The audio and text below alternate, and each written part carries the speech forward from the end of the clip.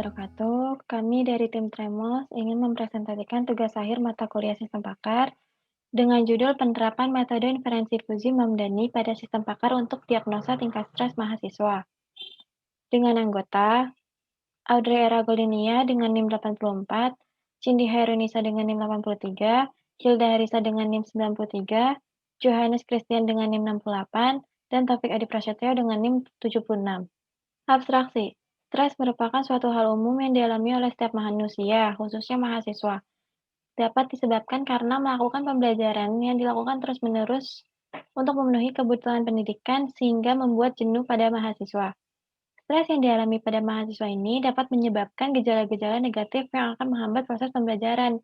Di salah satunya itu muncul perasaan sedih dan tertekan. Untuk itu, dilakukan sebuah penelitian yang dapat memudahkan setiap mahasiswa untuk mendiagnosa tingkat stres tersebut dengan menggunakan penerapan sistem pakar.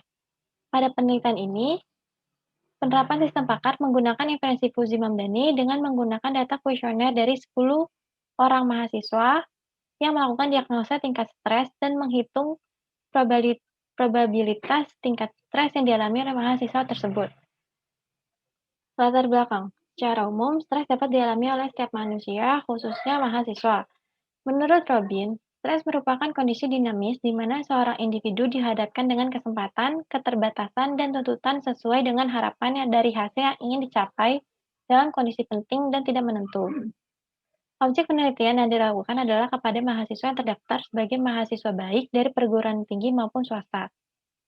Penelitian ini melakukan diagnosa awal terhadap mahasiswa dalam menentukan tingkat stres yang dialami oleh mahasiswa dari berbagai gejala. Tingkat stres yang kami gunakan dibagi menjadi 3, yaitu stres rendah, sedang, dan tinggi dengan menggunakan metode inferensi Fusi Mamdani. Landasan teori. Sistem pakar. Menurut Kusrini, sistem pakar adalah program komputer yang menirukan penalaran seorang pakar dengan keahlian pada suatu wilayah pengetahuan tertentu. Permasalahan yang dialami oleh seorang pakar bukan hanya permasalahan yang mengandalkan algoritma, namun terkadang juga permasalahan yang sulit dipahami. Logika Fusi.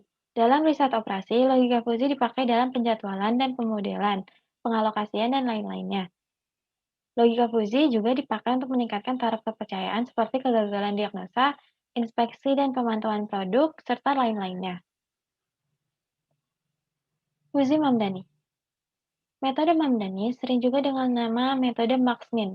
Metode ini dikenalkan oleh Ibrahim Mamdani pada tahun 1975 dengan beberapa tahapan untuk mendapatkan output. Pertama, pembentukan himpunan Fusi. Kedua, aplikasi fungsi implikasi pada metode Mamdani. Ketiga, komposisi aturan dengan komposisi metode maksimum, metode adiktif, metode probabilistik OR. Keempat, penegasan atau diffusification dengan metode centroid, bisector, mean of maximum, large of maximum, dan small of maximum.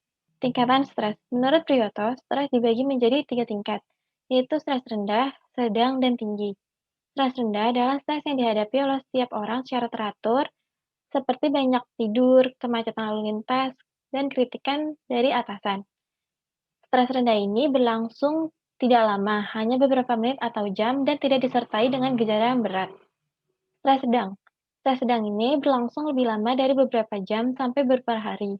Ciri-ciri stres sedang itu sakit perut, otot terasa tegang, perasaan tegang, dan gangguan tidur. Stres tinggi. Stres pada kategori tinggi adalah situasi yang lama dirasakan oleh seseorang, dapat berlangsung beberapa minggu sampai beberapa bulan kemudian. Stres tinggi ini merupakan stres terberat sehingga dapat menimbulkan bunuh diri. Berikutnya, saya akan menjelaskan tentang metodologi penelitian. Pertama, perancangan model. Pada perancangan model yang kami lakukan, kami memiliki 2 lingkungan, yaitu lingkungan konsultasi dan lingkungan pengembangan. Pada lingkungan konsultasi, terdapat pengguna menuju ke antarmuka dan menuju ke hasil diagnosa. Terdapat juga metode inferensi Fusi, lalu fasilitas penjelas, dan gejala inputan user ataupun hasil proses inferensi Fusi. Pada lingkungan pengembangan, terdapat pakar menuju ke knowledge engineer dan menuju ke basis pengetahuan terkait tingkat stres mahasiswa. Terdapat juga perbaikan pengetahuan. Selanjutnya, alur penelitian. Pada kali ini, saya akan menjelaskan 3 langkah awal pada alur penelitian. Yang pertama, studi literatur. Studi literatur ini dilakukan untuk mengumpulkan pengetahuan mengenai metode inferensi Fuzzy-Mamdani, sistem pakar, tingkat stres, serta cara menghindari stres. Yang kedua, ada analisa kebutuhan. Analisis kebutuhan berupa kebutuhan perangkat keras dan perangkat lunak yang akan digunakan untuk merancang sistem. Terdapat 2 hal utama, yaitu perancangan sistem dan implementasi. Yang ketiga, ada pengumpulan data. Dalam suatu penelitian, sumber data merupakan salah satu hal yang penting untuk dilakukan, dikarenakan pada saat mencari sumber data, dapat ditemukan sumber informasi untuk melakukan penelitian lebih lanjut. Terima kasih. Saya Jonas Christian, saya akan menjelaskan mengenai desain sistem. Nah, mungkin sebelumnya sudah jelaskan mengenai studi literaturnya, bagaimana latar belakangnya, lalu landasan teorinya apa. Selanjutnya kita akan melakukan desain sistem. Nah, untuk melakukan desain sistem ini kita memerlukan base knowledge atau dasar pengetahuan atau data seperti itu. Nah, untuk mendapatkan hal tersebut, kita melakukan proses akuisisi pengetahuan. Akuisisi pengetahuan adalah sebuah proses ekstraksi dan pengumpulan pengetahuan dari satu atau lebih pakar yang kemudian pengetahuan tersebut dimasukkan ke dalam sistem untuk melakukan perancangan dan pengembangan sistem, atau dengan kata lain, hasil dari pengetahuan tersebut yang kita kumpulkan akan kita lakukan komputasi ke dalam sistem, seperti itu. Nah, dari akuisisi pengetahuan ini kita mendapatkan 2, yaitu tingkat stres dan gejala stres. Nah, mungkin dalam penelitian ini kita mendapatkan hasilnya dari jurnal-jurnal yang membahas mengenai tingkat stres, tetapi kita juga bisa mendapatkan pengetahuan ini langsung dari pakarnya seperti psikolog dan sebagainya, seperti itu. Baik, ini adalah data yang kita dapatkan, yaitu data gejala dan tingkat stres. Di kanan atas ini sudah ditampilkan kode tingkat stres S1, S2, dan S3 yang merepresentasikan dari tingkat stres tersebut, yaitu ada stres ringan, stres sedang, dan stres berat. Lalu selanjutnya ada kode gejala, di sini ada G1 sampai G30.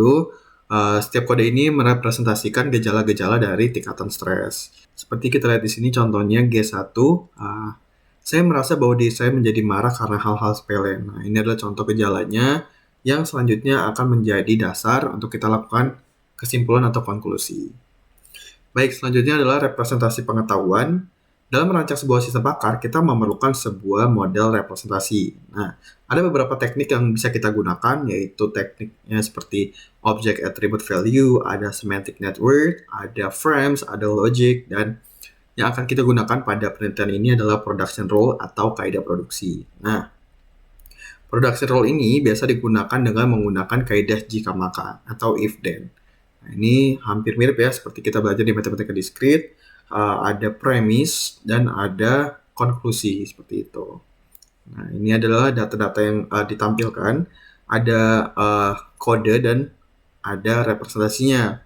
Di sini adalah kode R1 atau kita bisa bilang juga rule 1, di mana rule 1 ini ada if-nya G1 dan G2 dan G3 ini menampilkan premise-nya nih, atau menampilkan gejala-gejala apa aja sih gitu yang akan dikonklusikan sebagai S1 atau tingkat stres 1 atau tingkat stres ringan. Nah, ini makanya disebut dengan if G1 and G2 and G3 sampai G10 dan S1, atau bisa bilang konklusinya adalah S1 gitu.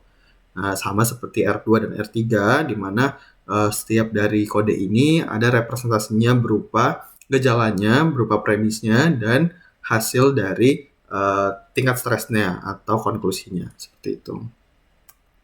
Nah, selanjutnya adalah perancangan sistem nih. Jadi, kita di sini membuat dulu use case diagramnya. Untuk melakukan perancangan sistem, apalagi seperti aplikasi ya, kita perlu melakukan perancangan dulu nih. Kira-kira role apa saja yang akan kita buat dan wewenang dari role tersebut memiliki wewenang apa aja, seperti itu. Nah, jadi kalau kita lihat di sini ada admin dan ada user. Nah, admin ini memiliki wewenang untuk mengakses sistem, user juga memiliki wewenang tersebut. Lalu ada admin memiliki wewenang mengelola data admin, kalau user tidak memiliki. Nah, seperti ini selanjutnya mengolah data user, lalu ada mengolah data tingkat stres serta solusi. Nah, ini cuma bisa dilakukan oleh admin. Kenapa? Karena mungkin suatu saat kita ingin menambahkan role baru atau kita menambahkan tingkat stres baru atau mungkin gejala-gejala baru, dan ini datanya yang bisa input adalah adminnya. Jadi user hanya tinggal menggunakan saja aplikasi tersebut, seperti itu. Lalu selanjutnya ada mengolah data gejala, mengolah data inferensi Fajim Hamdani, ada diagnosa dan mengakses informasi tentang stres. Nah, di sini setiap garisnya merepresentasikan wewenang dimiliki atau enggak gitu. Jadi di sini admin memiliki wewenang tersebut dan user tidak memiliki wewenang tersebut gitu. Sebagian besar admin memegang semua dari wewenang seperti itu. Mungkin ini adalah penjelasan dari saya. Mungkin selanjutnya akan dijelaskan oleh teman saya. Terima kasih. Selanjutnya, saya akan membahas terkait hasil dan pembahasan. Yang pertama, ada persiapan data uji. Untuk sumber data uji yang kami gunakan dalam penelitian ini, kami memanfaatkan platform Google Form untuk melakukan penyebaran kuesioner terkait diagnosa tingkat stres pada mahasiswa. Kuesioner disebarkan pada tanggal 1 Januari 2021. Dari hasil kuesioner yang telah disebarkan, kami mengambil 10 data responden yang dapat dilihat pada tabel berikut. Nah, dari tabel ini dapat dilihat variabel-variabel yang diambil itu berupa usia, jenis kelamin, dan gejala-gejala yang dialami responden semenjak seminggu ke belakang terhitung saat responden melakukan pengisian kuesioner tersebut. Kemudian ada implementasi sistem. Berdasarkan perancangan sistem yang telah dibuat sebelumnya, maka kemudian dilakukan implementasi sistem. Nah, dalam melakukan implementasi sistem ini, kami menggunakan tampilan halaman web sebagai interface atau tampilan antarmuka agar pengguna dapat lebih mudah menggunakannya.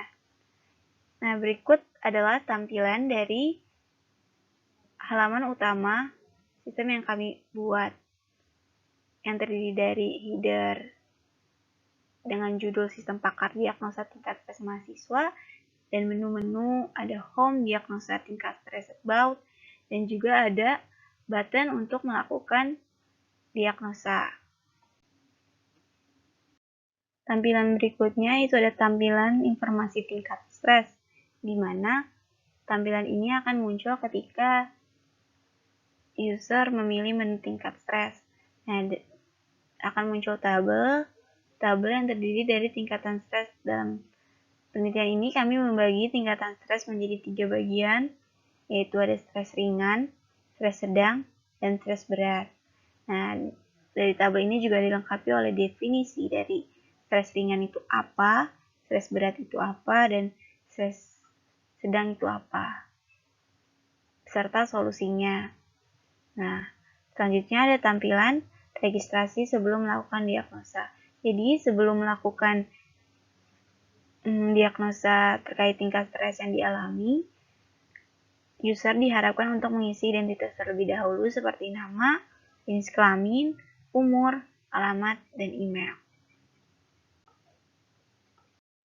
Setelah melakukan pengisian identitas diri, maka user akan dilanjutkan ke halaman dengan tampilan list-list gejala yang mungkin dirasakan oleh user. Daftar gejala yang ditampilkan sebanyak 30 gejala disertai dengan checkbox tiap per gejala. Jadi user dapat memilih gejala dengan mengklik checkbox yang ada. Setelah dipilih gejala-gejala yang dirasakan, maka user dapat mengklik proses diagnosa untuk melihat hasil dari diagnosa berdasarkan gejala-gejala yang telah dipilih. Nah, seperti contohnya, ini telah dipilih gejala tidak merasakan stresan positif, sedih dan tertekan, sulit merasa tenang, dan menyadari keadaan jantung. Kemudian setelah dilakukan proses diagnosa, didapatkan hasil Anda mengalami stres berat sebesar 40,54%, sesuai dengan data diri yang telah diisi sebelumnya. Selanjutnya adalah tampilan-tampilan yang hanya dapat diakses oleh admin. Yang pertama ada tampilan login. Untuk melakukan login, admin perlu mengisi username dan password, dan kemudian akan dilanjutkan ke halaman utama. Nah, halaman utama ini mirip seperti halaman pada user, yang dimana terdapat detail sistem pakar, diagnosa tingkat stres mahasiswa, dan juga menu-menu rehome, tingkat stres, gejala, dan lain-lainnya dapat dilihat pada gambar berikut. Dan kemudian juga admin dapat melakukan penginputan data tingkat stres pada form tingkatan stres dengan mengisi kode tingkat stres, definisi dari stres tersebut, dan bagaimana solusi mengatasinya. Admin juga dapat melakukan pengisian gejala. Data gejala dapat diisi pada form gejala dengan mengisi kode dan gejala yang dirasakan. Kemudian, admin juga dapat menginput role infuran fuzzy di mana dengan mengisi kode penyakit, misalkan seperti stres ringan yang memiliki kode S1 dan juga gejala yang merupakan salah satu gejala stres ringan, misalnya mudah marah, dapat diisi dengan gejala mudah marah dan diberikan bobot. Pemberian bobot dapat dilakukan dengan nilai 1, 3, atau 5.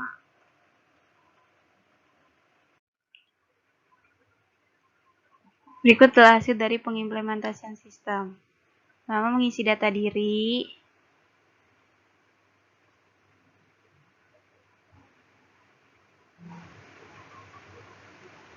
Kemudian akan dilanjutkan ke halaman gejala-gejala dan user dapat memilih gejala yang dirasakan. Dan kemudian klik proses diagnosa dan akan didapatkan hasil diagnosa dari gejala-gejala yang tadi dipilih. Kemudian dapat dilakukan diagnosa ulang dan dapat menginputkan gejala yang berbeda pula dan dapat dilakukan proses diagnosa kembali dan dapat dihasilkan hasil yang berbeda pula. Setelah dilakukan implementasi sistem, berikutnya adalah pengujian data. Pengujian data bertujuan untuk mengetahui hasil diagnosis berdasarkan data dari kuesioner yang telah disebarkan melalui penyebaran Google Form.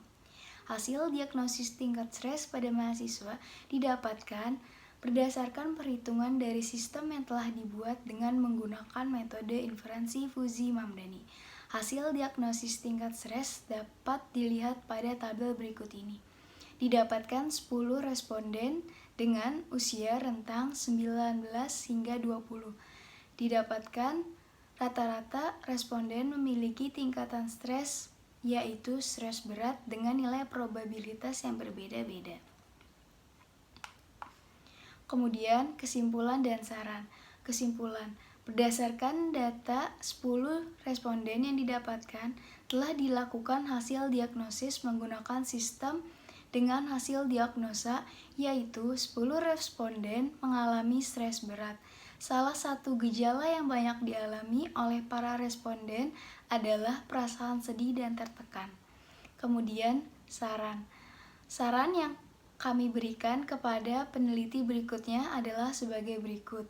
Yang pertama, penelitian selanjutnya dapat dikembangkan lagi dengan menggunakan metode inferensi Fuzzy yang berbeda seperti inferensi Fuzzy Tsukamoto dan sebagainya. Yang kedua, menggunakan lebih banyak data uji agar dapat membandingkan apakah sistem yang telah kami bangun ini sudah layak atau belum. Yang terakhir, melakukan studi literatur kembali untuk meneliti gejala-gejala yang mungkin belum dicantumkan di dalam sistem agar pengembangan sistem ke depannya menjadi lebih baik. Sekian dan terima kasih presentasi tugas kuliah mata akhir sistem pakar kelompok kami. Kurang lebihnya mohon maaf. Wassalamualaikum warahmatullahi wabarakatuh.